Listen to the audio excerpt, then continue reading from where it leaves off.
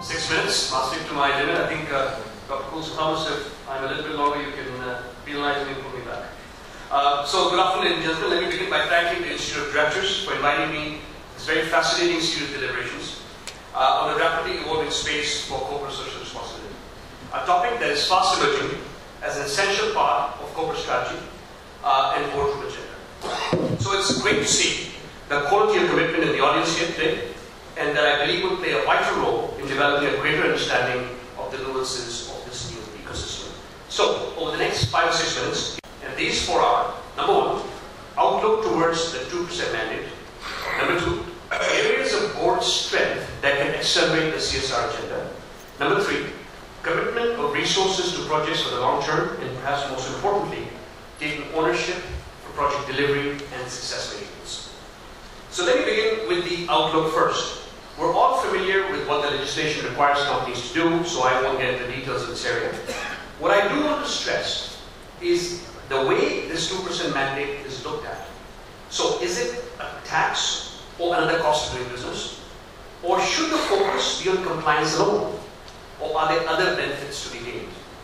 The answer may seem obvious, but in reality we are some distance away from mapping the true potential of the organized approach that's been introduced in this very important area. The 2% mandate is an opportunity for companies to bring in, and let me stress on this, formal commitment, scale, and most importantly, sustainability to what has always been central to the agenda of any business in our country. And it is the board's involvement that is going to play a decisive role here, as this has the ability to cross-leverage and also enhance the value proposition for everybody that's concerned. We do see a promising recognition of this potential across a relatively small number of companies in our country that is starting to help CSR find a very robust and a business-like onboarding. So this makes for a very exciting first step. What we on the boards need to be mindful of is that companies' contribution in this 2% mandate only adds up to about 20,000 crores. This is substantially less than what our government spends. Now this brings me to my second point, and that is board setting the direction on the areas of intervention which would leverage the organization's strength and optimize utilization of resources. With limited financial resources and geographic reach available to CSR charters, boards must strive to innovate. They must leverage the subject matter expertise and use their personal ability to influence project design and delivery to maximize the effectiveness and the impact of what these projects make. For example, at Abbott, we're leveraging our 100 years expertise in nutrition to help address a great need in malnutrition. We have designed this engagement in partnership with the global NGO Path. It's a global non-profit organization that uses an ultra-rice technology packing vitamins and minerals into rice-shaped grains. This is made from rice flour and manufactured using pasta extrusion equipment. More than a dozen Abbott scientists have collaborated with Path to research and develop these new formulations of ultra-rice that includes iron, zinc, vitamin A and B, and this will be customized to each country to meet the local needs of that country. Abbott and our foundation, the Abbott Fund, are helping Path to find real-world and locally appropriate solutions that will help the expense of fortified rice. So we have created a low-cost quality control kit that will work with local millers that can ensure that blended rice has the right amount of ultra-rice fortification. And we are pursuing new distribution channels beyond the traditional channels that we have in the pharma industry. That includes school meal programs and other government-sponsored programs.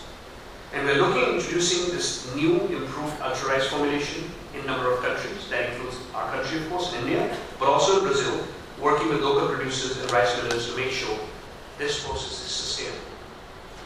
Speaking of sustainability, brings me to my third point, which is the board's view of horizon for CSR engagements. We've had several examples of ad hoc and one-off projects, and several of our panelists mentioned this, with limited impact in society forming for CSR agenda, year after year. They have to go rapid change if boards want to create a meaningful meaningful impact. Now let me share with you an example of this philosophy that we work with Abbott here right in India. In collaboration with the Indian Thyroid Society, the Association of Physicians, and various pathology laboratories, we've been running a program called Making India Thyroid Aware. This program aims at building awareness among citizens and about thyroid disorders and their symptoms. There was a recent EPI study, I don't know how many of you saw this in the newspapers. It said that 1 in 10 individuals in our country may be suffering from thyroid disorder, and women are 3 times as likely to be susceptible to thyroid disorders. Awareness of these disorders is very low. There are nearly 50 million Indians suffering from thyroid disorders. So as a company, we saw an urgent need to spread awareness around thyroid disorders and make information and diagnosis available to more and more people. Over the last 4 years, in partnership with the Indian Thyroid Society, we've reached out to 1.5 million or 15 lakh people through more than 17,000 diagnosis and education camps around the country. Such impact would not have been possible to achieve without the board's commitment to ensuring sustaining this program over a long period of time. A long-term and sustainable outlook towards every initiative must reflect very clearly in every CSR policy and plans. Large-scale projects with a visibility of 5, 10, perhaps I can even say 20 years can spell a meaningful and remarkable difference not only for the society or the communities concerned, but also for our organization, other organizations, and all the relevant stakeholders. Here again, it is the boards that have the ability to appreciate these aspects and drive them effectively through policy plans, impact assessment, reports, and sustainability. I'm getting to my last point. I think I'm almost there, perhaps a minute to go, which is around the need for boards to be accountable for projects' delivery and success. Not seeing projects through the last mile will defeat the very purpose that can potentially undo all the guidance through the previous stages. Another area that all boards need to keep a key eye on is this sudden and maddening rush towards civil society organizations. The 2% mandate has seen a large number of companies reach out to the NGO sector, seeking their help with deployment of funds that have been very large in nature, leaving many of them somewhat unprepared and overwhelmed. You may have read the Eagle Trust study, the barometer study last year that highlighted NGOs as a group that enjoyed the highest level of trust in India, and at the same time warned of risks looming over the large number of funds that have headed their way, with absence of required resources to adequately implement many of these programs. Having said that, it is the NGOs that we not only need to work with and nurture along the way, but we must build on their significant understanding of societal issues and experience of working at the grassroots level. To sum up, I would say that boards have a very important role and responsibility with CSR. The world is looking at our country with a renewed sense of hope and optimism. The government, while preparing to live up these hopes and expectations, has identified some very compelling societal issues that need support and guidance of our industry.